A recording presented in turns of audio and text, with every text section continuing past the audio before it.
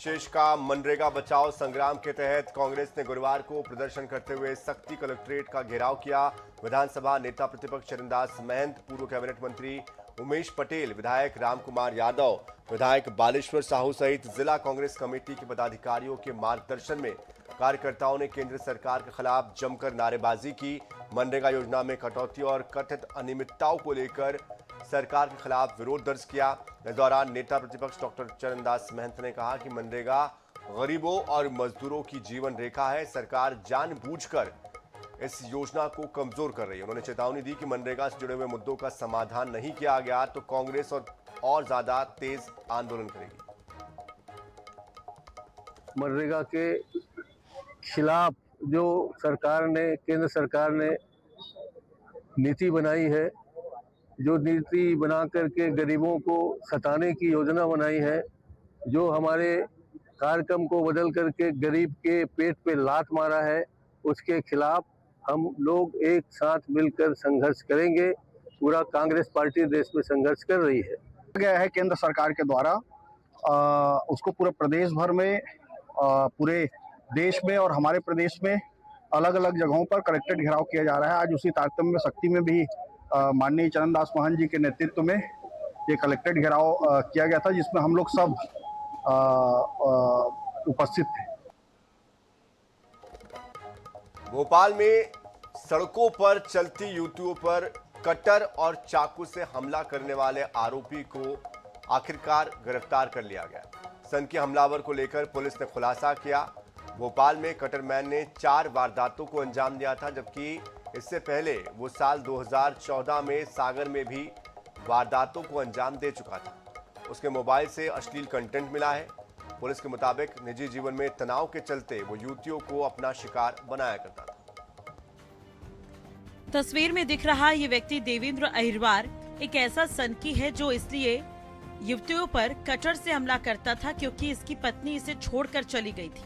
वहीं इसके मोबाइल से अश्लील कंटेंट मिला है, जिसको देखकर ये युवतियों का निशाना बनाता था। सिलसिलेवार इसने 6 दिन पहले पिपलानी में 3 और अयोध्या नगर में 1 वारदात को अंजाम दिया था। फैमिली बैकग्राउंड और नशा और उसके अलावा जो है वो इस तरीके का कंटेंट देखता था वो, जिससे कि उसका अपन ये कह सकते हैं कि इन सब घटनाओं में वो संलिप्त। लगभग 150 लोग अलग अलग टीमों के इसमें लगे हुए थे।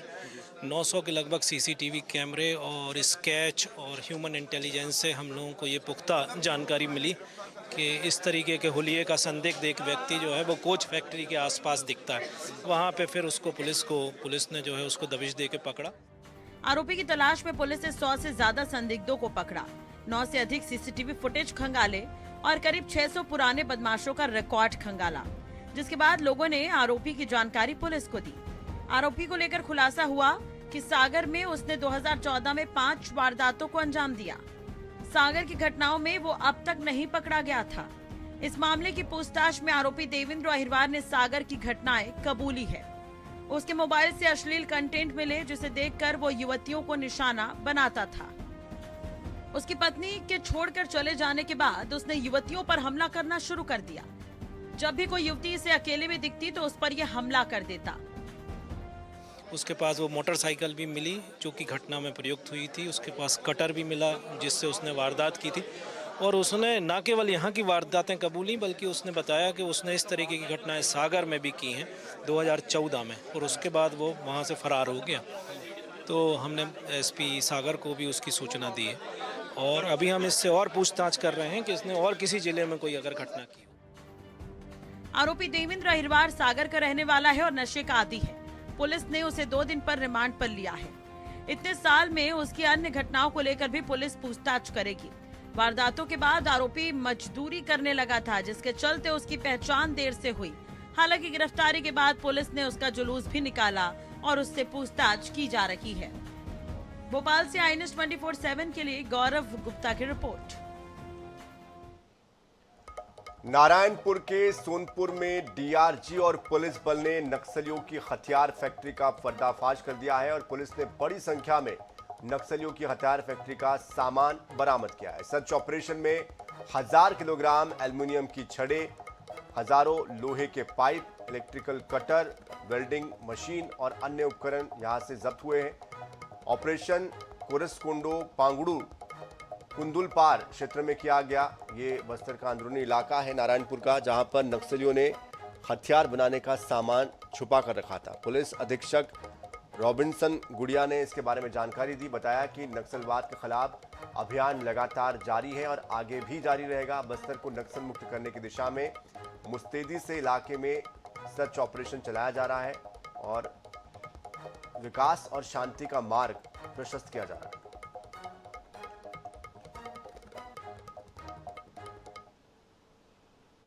कल दिनांक 4 फरवरी 2026 को प्राप्त सूचना अनुसार नॉर्थ वेस्ट जॉइंट सब जोन ब्यूरो टीडीटी की फैक्ट्री पे दबिश दी गई, जहां पे बहुत भारी मात्रा में रॉ मटेरियल्स बरामद किए गए हैं और बहुत सारे रॉ मटेरियल्स बरामद किए हैं, जिनमें एल्यूमिनियम पाइप्स, आयरन पाइप्स और एल्यूमिनियम रॉड्स मिले हैं, जो कि 1000 किलो से ज़्यादा की रिकवरी हुई है और बर्नर इत्यादि सब जमा हुआ है और ये सब सुरक्षित सोनपुर थाना में वापस ले आया गया है बिना किसी क्षति के और सभी जवान सुरक्षित हैं, ऑपरेशन से वापस आ चुके हैं और ये सभी जब्ती माल अभी थाना सोनपुर में जब्त किया गया है और आगामी कानूनी कार्रवाई की जा रही है। बीजापुर जिले में नक्सल विरोधी अभियान के तहत सुरक्षा बलों को बड़ी कामयाबी मिली है। सरकार की नियत नीला नार योजना और पुनर्वास नीति से प्रभावित होकर एक डीवीसीएम सहित कुल 12 सशस्त्र नक्सलियों ने सरेंडर किया, जिनमें 8 महिला 4 पुरुष नक्सली भी शामिल हैं और इन सभी नक्सलियों पर 54 लाख रुपए का इनाम घोषित था। नक्सलियों ने एक AK-47, 2 SLR राइफल पुलिस को सौंपे। पुलिस अधिकारियों के मुताबिक सरेंडर करने वाले सभी 12 नक्सली फायरिंग, आईडी ब्लास्ट, आगजनी और कई गंभीर नक्सल घटनाओं में शामिल रहे। योजना के तहत आत्मसमर्पण करने वाले सभी नक्सलियों को पुनर्वास नीति के तहत 50-50 हजार रुपए की नगद सहायता राशि भी दी गई है। बीजापुर में 12 माओवादी कैडर्स आज पुनर्वास के लिए सामने आए थे। शासन के पॉलिसी के तहत उनका सभी प्रकार का सहायता उपलब्ध की जाएगी ताकि वो एक सामान्य और शांतिपूर्ण जीवन जी सकें। इस पे भारत सरकार और छत्तीसगढ़ शासन की एक स्पष्ट मंशा है, जो नक्सल गतिविधि को पूर्ण रूप से समाप्त करना है। छत्तीसगढ़ की राजधानी रायपुर से ये राहत भरी खबर आई है कि हृदय रोगों के क्षेत्र में एक क्रांतिकारी सफलता इस खबर में सामने आ रही। दरअसल चिकित्सा विज्ञान के क्षेत्र में रायपुर के NHMMI Narayana super speciality hospital ने एक बार फिर से अपना लोहा मनवाया है। डॉक्टरों ने 68 वर्षीय बुजुर्ग मरीज का वॉल्व इन वॉल्व TAVI तकनीक के जरिए सफल ऑपरेशन कर उन्हें मौत के मुंह से बाहर निकाला है। मरीज को सांस लेने में भारी तकलीफ थी, दिक्कत थी, जिसके बाद जांच में पता चला कि उनका पुराना हार्ट वॉल्व पूरी तरीके से खराब हो चुका है। मरीज की उम्र और स्वास्थ्य की स्थिति को देखते हुए ओपन हार्ट सर्जरी काफी जोखिम भरा था। ऐसे में NHMMI के कार्डियोलॉजी विभाग की टीम ने आधुनिक तकनीक अपनाने का फैसला किया। बता दें कि TAVI यानी कि ट्रांसकैथेटर एओर्टिक वॉल्व इम्प्लांटेशन एक ऐसी एडवांस टेक्निक है जिसमें कि बिना किसी बड़े चीरे के पैर की नस के जरिए कैथेटर डालकर दिल का वॉल्व बदल दिया जाता है।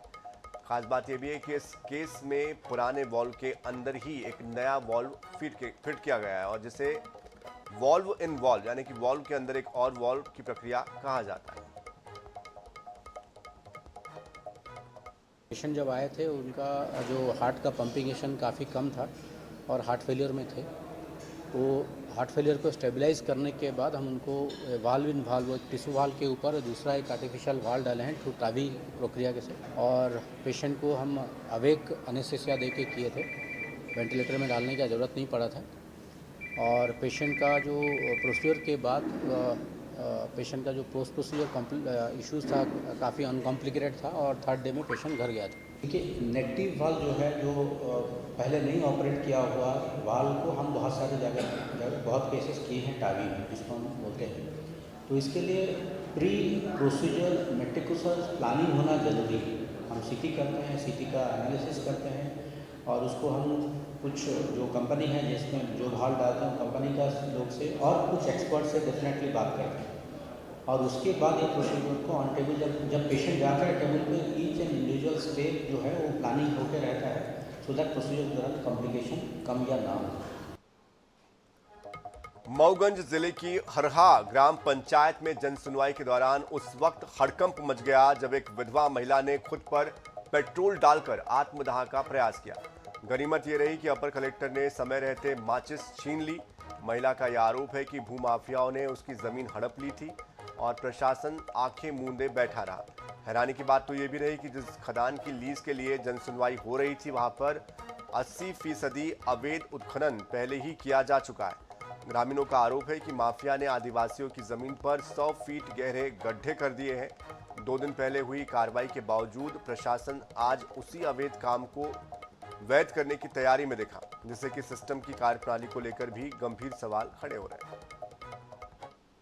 हमारे पति से इधर उधर कर पिया का इधर उधर बहला के जमीन ले ली। अरुण सिंह और उपेंद्र सिंह सेंगर फूल के सेंगर आहे और अरुण सिंह बहेरा डाबर किया है ई ले ली। का ये कहना है कि हमारी खदान जो है हमारी जमीन पर न दी जाए, तो उस चीज को हम लोग कंसिडर करेंगे और जो दूसरा पक्ष है उसको भी सुनेंगे अपन, और दोनों पक्षों के सुनने के बाद जो है इस पे जो है जो अपनी टीम जाती है वो टीम भेजेंगे। तो मांग है 25 लाख रुपए एकड़ के हिसाब से, मेरे को 50 लाख रुपए चाहिए। आपका 60 लाख हमारा 2017 में अनुबंध हुआ था, उदयराज कोरी से हुआ था।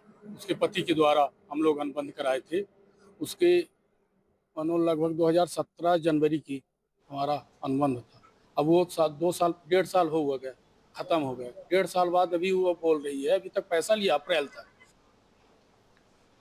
सागर जिले के शाहगढ़ में सिरफिरे प्रेमी ने बड़ी वारदात को अंजाम दिया। बुधवार की रात दिल दहला देने वाली घटना सामुदायिक स्वास्थ्य केंद्र की नर्स की गोली मारकर हत्या करने की सामने आई है और इस सनसनीखेज हत्याकांड को अंजाम देने वाला मृतक का ही मौसेरा भाई निकला।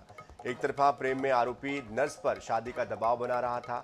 शादी से इनकार किया तो नर्स को गोली मार दी। जानकारी के मुताबिक मृतका 26 वर्षीय पाटन जबलपुर निवासी दीपशिखा चढ़ार 4 साल से सामुदायिक स्वास्थ्य केंद्र में बतौर स्टाफ नर्स काम कर रही थी। बुधवार को उसकी नाइट शिफ्ट जब चल रही थी तो रात 8 बजे से लेकर सुबह 8 बजे तक की ये शिफ्ट थी और ड्यूटी के लिए पैदल जाते समय जैसे ही वो अस्पताल के मेन गेट के पास पहुंची तभी आरोपी पनागर जबलपुर निवासी सुशील आठ्या ने उसका रास्ता रोक दिया। बताया जाता है कि आरोपी बेरोजगार भी है और नर्स की शादी से इनकार करने पर दोनों के बीच कहासुनी हुई, विवाद हुआ।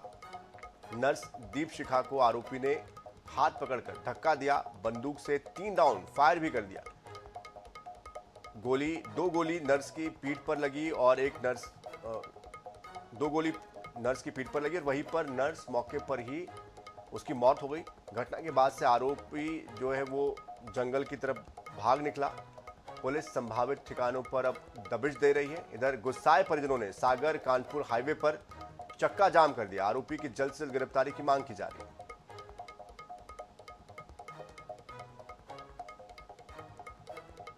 सामुदायिक स्वास्थ्य केंद्र शाहगढ़ में एक स्टाफ नर्स थी दीपशिखा आठिया। वो रहने वाली थी पाटन जबलपुर की। पिछले 3-1 साल से उनकी पोस्टिंग थी यहाँ पे। कल रात में 8 बजे करीब वो ड्यूटी पे जा रही थी। एक व्यक्ति ने जो है रास्ते में उसको धक्का दिया और 2 गोली मारा उसको और भाग गया। मतलब मौसेरा भाई जो पनागर क्षेत्र का है सुशील आठिया, वो लड़की को परेशान करता था। उसी ने जो है घटना को अंजाम दिया है। तो उसके मोबाइल नंबर वगैरह के माध्यम से जो है उसकी जानकारी निकाल रहे हैं। जहां वो काम करता था उन पे भी हमने बातचीत किया है और टीमें लगी हुई हैं। जल्दी से जल्दी जो है हम उसको पकड़ लेंगे। भिलाई नगर निगम के वार्ड 15 से पार्षद संतोष मौर्य ने निगम की खस्ता हालत को लेकर अनूठा प्रदर्शन किया। संतोष मौर्य ने साईं बाबा मंदिर के सामने करीब 2 घंटे तक बैठकर लोगों से भीख मांगी। उनका कहना है कि निगम की आर्थिक स्थिति बेहद खराब है। गाड़ियों में डीजल तक भराने के लिए पैसे नहीं हैं, जिसकी वजह से अधिकारी वार्डों का दौरा नहीं कर पाते हैं। विकास कार्य भी प्रभावित हो रहे हैं, लिहाजा वो भीख मांगकर काम करना चाहते हैं, इसलिए वो मजबूर है। पार्षद ने कहा कि अगर जरूरत पड़ी तो वो आगे घर घर जाकर इस तरह से भीख मांगेंगे और एकत्रित राशि निगम आयुक्त को सौंपकर वाहनों में डीजल भरवाने की मांग करेंगे। नगर पालिका निगम भिलाई की जो आर्थिक स्थिति है, उस आर्थिक स्थिति को सुधारने के लिए एक छोटा सा प्रयास है मेरे द्वारा। मैं भी इसी भिलाई क्षेत्र अंतर्गत जनप्रतिनिधि हूँ, वार्ड नंबर 15 से। तो मेरा भी एक छोटा सा दायित्व बनता है। तो मेरे को समझ में आया कि आज गुरुवार का दिन है, साईं बाबा के दरबार में आज बैठा हूँ, कुछ फंड इकट्ठा कर लूँ, साथ गाड़ियों में डीजल की व्यवस्था हो जाए। कब तक बैठे रहेंगे इसमें? आज तो सांकेतिक है, पहले दिन की शुरुआत है, 1-2 घंटा बैठूंगा, उसके बाद नहीं होगा। सोमवार तक अगर स्थिति में किसी प्रकार का कोई सुधार नहीं होता है तो मेरे को सोमवार से मैं अपने वार्ड के प्रत्येक घरों में जाके भिक्षा मांगूंगा। इकट्ठा करके नगर पालिका निगम भिलाई आयुक्त को देंगे, नगर निगम भिलाई आयुक्त को सौंपेंगे कि सर लीजिए डीजल डलवाइए गाड़ियों में, वार्ड का कुछ काम करवा दीजिए। तो देखिए, अनोखा तरीका अपनाया है इस जनप्रतिनिधि ने। देखना होगा कि कब तक शासन प्रशासन इसकी तरफ ध्यान दे पाता है। बहरहाल अगली खबर राजधानी रायपुर की है, जहां पर कचना इलाके में रहने वाली 1.5 लाख आबादी को ट्रैफिक जाम से जल्द ही राहत मिलने वाली है, क्योंकि कचना रेलवे क्रॉसिंग पर बन रहे ओवरब्रिज पर गर्डर चढ़ाने का जो काम है वो शुरू हो चुका है। रेलवे से ब्लॉक मिलने के बाद बुधवार से गर्डर चढ़ाने का जो काम है वो शुरू हुआ। गर्डर और स्लैब चढ़ाने के लिए रेलवे ने 3 दिन तक सुबह 10 से लेकर 12 बजे तक 2-2 घंटे के ब्लॉक के लिए अनुमति दे दी है। पीडब्ल्यूडी का दावा है कि मार्च के अंत में ओवरब्रिज निर्माण का अधूरा काम पूरा कर लिया जाएगा। बीते 1 साल से राजधानी रायपुर का कचना ओवरब्रिज का काम जो है वो चल रहा है। अब ऐसे में सिर्फ 2 महीने का इंतजार और उसके बाद फिर राजधानी वासियों को जो है वो कचना के ट्रैफिक से राहत मिल जाएगी। गर्डर लगाने का काम जो है वो शुरू हो चुका है। दिन में 2 घंटे का जो स्लॉट है वो लिया गया है, सुबह 10 बजे से दोपहर 12 बजे तक, और इस 2 घंटे में गर्डर लगाने की जो प्रक्रिया है वो की जा रही है। रेलवे की तरफ से अनुमति ले ली गई है, अधिकारी जो है उनकी देख रेख में ये गर्डर लगाने का काम किया जा रहा है। आप तस्वीरें ही देखिए कि किस तरीके से गर्डर लगाने का काम जो है वो भी अपने अंतिम चरण पे पहुंच चुका है और ज्यादा काम बचा नहीं है। अब ऐसे में जिस तरीके से स्पीड से कचना ओवरब्रिज का काम जो है वो पूरा किया जा रहा है, महज 2 महीने में, यानी कि मार्च खत्म होने से पहले ही राजधानी वासियों को इस ओवरब्रिज की जो सौगात है वो मिल जाएगी और कचना में रहने वाले, शंकर नगर में रहने वाले लोगों को ट्रैफिक से निजात मिलेगी। और यहाँ से जो लोग हर रोज़ आना जाना करते हैं, दिन में 10 बार आना जाना करते हैं, उन्हें इस जो ट्रैफिक है उससे। तो इसी के साथ इस बुलेटिन में इतना ही। ताज़ा खबरों के लिए, अपडेट्स के लिए आप बने रहिए iNews 24/7 के साथ। नमस्कार।